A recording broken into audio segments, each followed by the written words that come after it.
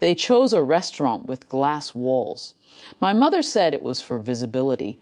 She liked occasions to look expensive from the outside.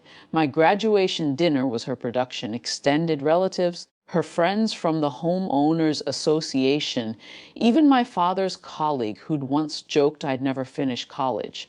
My sister was already recording before the appetizers came. She said it was for memories. When my mother tapped her glass, I knew something had been rehearsed. "We have one more gift," she said, smiling too wide. From all of us, a white envelope slid across the table, my name written in my father's careful print. People leaned forward. My sister adjusted her angle. I opened it slowly. 2 pages, formal language, effective immediately. Emotional estrangement framed as moral disappointment. A declaration that I was choosing a path inconsistent with family values and therefore choosing separation. At the bottom, all 3 of their signatures. A few people laughed nervously, waiting for my reaction to turn it into a prank. It wasn't a prank. I felt the heat in my ears first, then a strange coolness. The kind that comes when your body decides panic is inefficient. I read the last line again. "We wish you well in your independence." My sister zoomed in. I folded the pages carefully along the original crease. Thanks said, "Not sarcastic, not soft, just level." I stood, placed my napkin on the table, and walked out. No one followed immediately. They were waiting for me to come back in crying, or to call from the parking lot, or to create a scene that would justify the spectacle. Instead, I drove home. 3 weeks earlier, I had sat in a small legal aid office near campus. The woman across from me had listened without interruption as I described the financial GIFs. My parents liked to recite publicly tuition payments, car insurance, the internship at my father's firm. They like leverage, she'd said simply. I had nodded. Together we reviewed contracts I hadn't been allowed to read before signing. Tuition agreements reclassified as family loans with repayment clauses triggered by noncompliance with family directives. The internship contingent on conduct aligned with organizational culture. Vague enough to mean anything. We documented everything. I had already accepted a different position by then, quietly, a smaller firm, lower pay, no connection to my father. I had already transferred the car title into my name after discovering it had been partially registered to me. I had refinanced the remaining balance through a credit union. I had already drafted repayment schedules that removed emotional interpretation from the equation. They thought independence meant abandonment. I decided it would mean paperwork. The morning after the dinner, my parents received 3 envelopes. The first was from the firm my father worked at, a formal withdrawal from the internship I had technically not yet started. I had notified them weeks earlier, citing conflict of interest. Their compliance department had asked questions.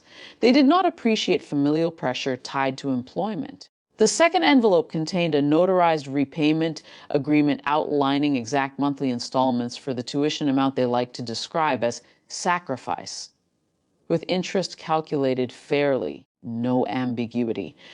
The third was a privacy notice delivered through a lawyer's office requesting that any video of me recorded in a private family gathering not be distributed without consent. It was polite. It referenced specific statutes, nothing aggressive, just boundaries in writing. My father called first. There was no yelling, just confusion.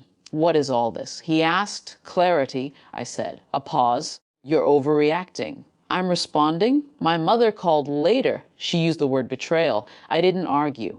Betrayal implies surprise. My sister texted, "You didn't even cry." I didn't respond. They asked to meet privately. No restaurant, no audience. At their kitchen table, the air felt smaller without witnesses. My mother held the repayment document like it was an insult. "You're really going to treat us like strangers. You said I wasn't family anymore?" That was symbolic. I looked at the letter they had written. There was nothing symbolic about signatures. My father's voice softened, almost conciliatory. "We just wanted you to understand consequences." "I do," I said. "That's why I planned for them."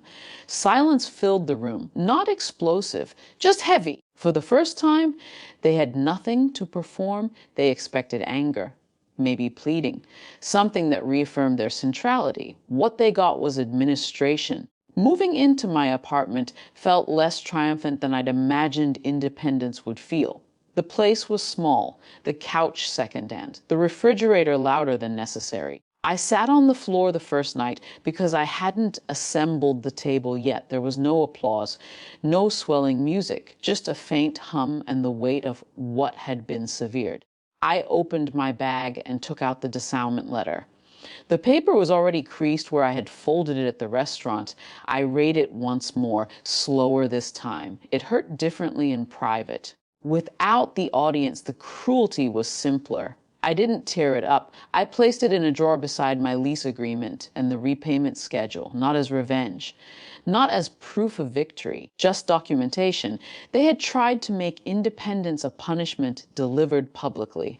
Instead, it became a choice executed quietly. We still speak occasionally, carefully, logistically. There has been no dramatic reconciliation, no apology shaped like regret, but the dynamic has shifted in a way they can feel.